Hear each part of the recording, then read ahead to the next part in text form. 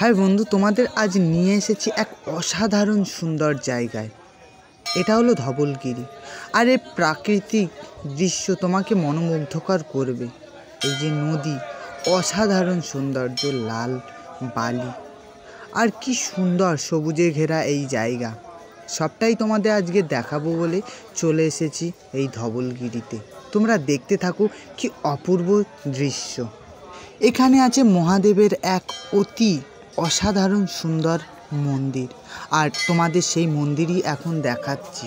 এই সেই মন্দির, অসাধারণ সৌন্দর্য এই মন্দির, ভোলানাথের মন্দির। আর আছে বুদ্ধদেবের এক মন্দির, সেটাও তোমাদের দেখাবো। কিন্তু তার আগে তোমরা এই ভোলানাথের মন্দিরটা দেখো আর উপভোগ করো।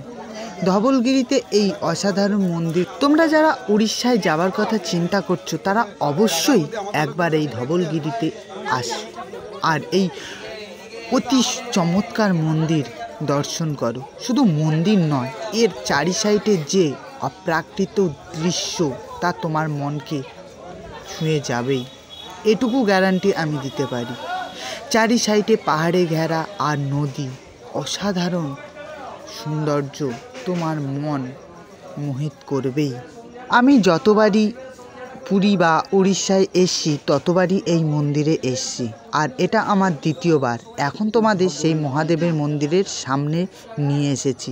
আর এই মহাদেবের মন্দিরের সামনেই দুটো সুন্দর সিংহ রাখা আছে, আর এই মহাদেব মন্দিরের চূড়া, আর এর ভিতরেই আছে বাবা মহাদেব।